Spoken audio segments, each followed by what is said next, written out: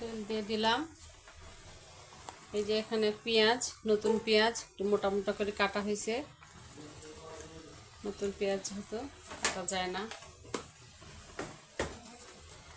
আর এখানে আরেকটা জিনিস দিব, হচ্ছে একটু গোটা জিরা। এই যে গোটা জিরা একটু দিব, এটা একটা গোটা জিরার একটা ভালো ফ্লেভার আসে, যে জন্য ভালো লাগে।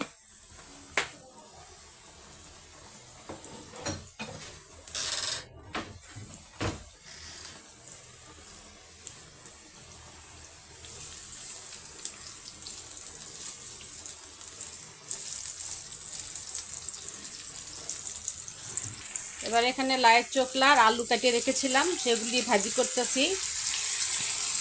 এটা আমার মেয়ে খুব পছন্দ করে, তাই আমার মেয়ে আসছে বিদেশ থেকে, তার জন্য আমি এই ভাজিটা করছি।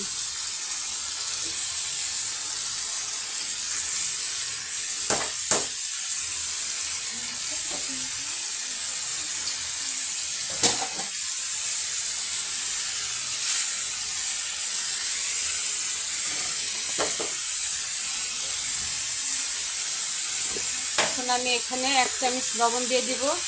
1 চামচ লবণ দিয়ে দিলাম।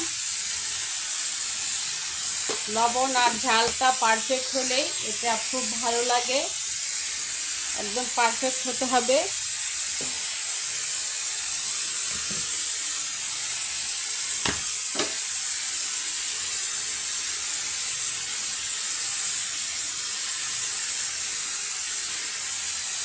আর এটা একদম ভাজা ভাজা হতে হবে, ভাজা ভাজা হইলে খাইতে মজা লাগে।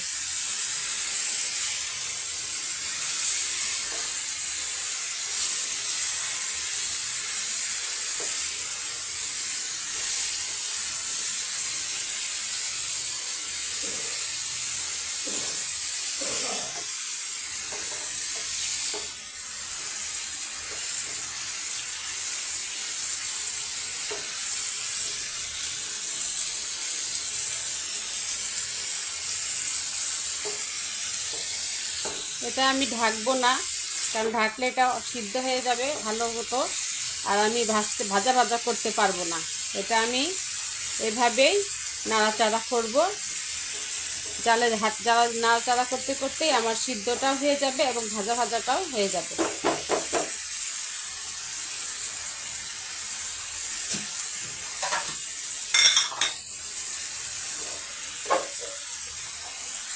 এই যে দিয়েছি চারটা কাঁচামরিচ দিয়েছি, আর এইভাবে ভাজতে থাকবো। ভাজতে ভাজতে ভাজা ভাজা হবে এবং একটা বাদামি কালার চলে আসবে, তখনই বুঝতে হবে এটা হয়ে গেছে।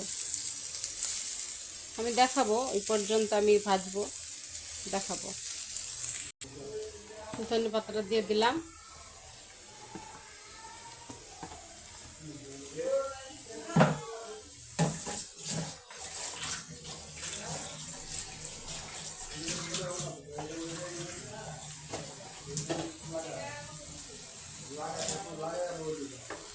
ধনে পাতা দিয়ে দিলাম। এই হয়ে গেল আমার।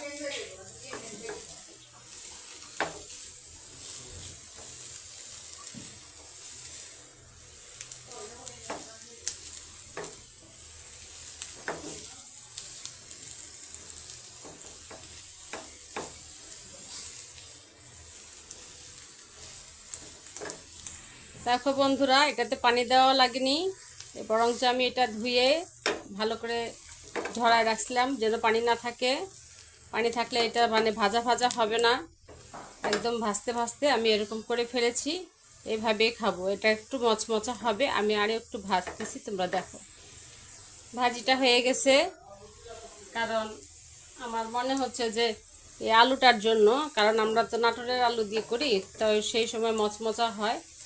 এখন দেখতেছি এই আলুটা মনে হয় এমনই, যেহেতু বিক্রমপুরের আলু, এই আলুতে মচমচাটা হইতেছে না। আমি অনেক চেষ্টা করতেছি, তারপরেও কিন্তু হইতেছে না। জালটা বাড়াই দিলে যদি পুড়ে যায়। আমরা তো আস্তে আস্তে করি, কিন্তু এই পর্যন্তই হইলো, আর এর বেশি হবে না। আর বেশি হতে গেলে জিনিসটা হয়তো খারাপ হয়ে যাবে। তাই আমি এই যে আজকে এই পর্যন্তই আমার ভাজাভাজি। তো ঠিক আছে বন্ধুরা, ভালো থাকো সবাই।